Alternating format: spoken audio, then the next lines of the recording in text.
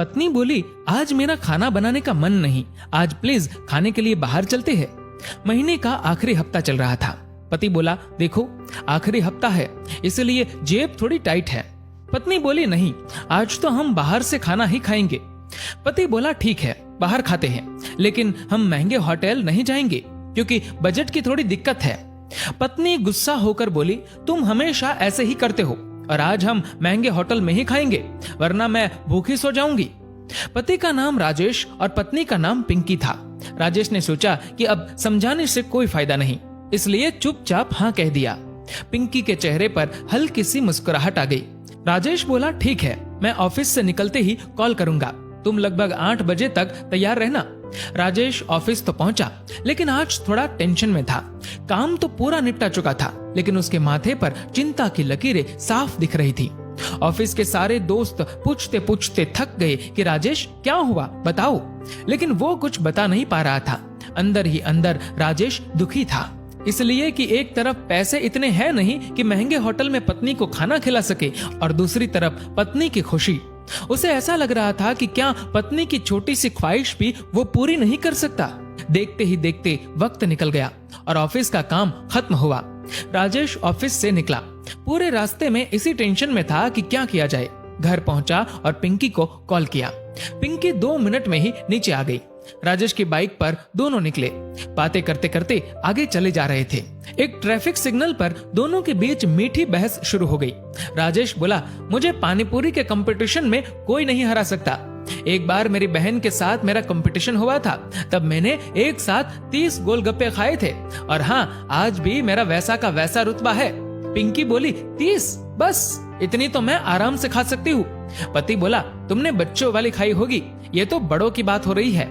पत्नी बोली, चलो फिर आज हो ही जाए कंपटीशन। पति बोला, जाने दो, होटल चलते हैं, क्योंकि मैं तुम्हें हारते हुए नहीं देख सकता। पत्नी बोली कि हार आपको सामने दिख रही है खुद, इसलिए आज कंपटीशन नहीं कर रहे हो। राजेश बोला, अच्छा तो तुम खुद को हारते हुए देखना चाहती हो। पिंकी बोली, नहीं जी, मैं आपको हारते हुए देखना चाहती हूँ। पति बोला, चलो फिर हो जाए कंपटीशन। कुछ ही देर में पानीपुरी वाला दिख गया। ठेले वाला बोला, साहब एकदम फ्रेश है, देखिए 2 प्लेट लगा दूं।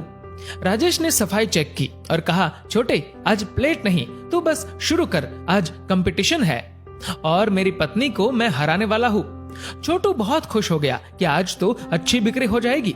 राजेश और पिंकी दोनों ने गोलगप्पे खाने शुरू किए। खाना खाने के लिए निकले थे तो दोनों भूखे थे, इसीलिए दोनों ने आराम से 20-20 गोलगप्पे तो खा लिए। लेकिन उसके बाद राजेश थोड़ा रुक गया। इतने में पिंकी बोली, क्या हुआ जी, आपका रुतबा आपका साथ नहीं दे रहा क्या?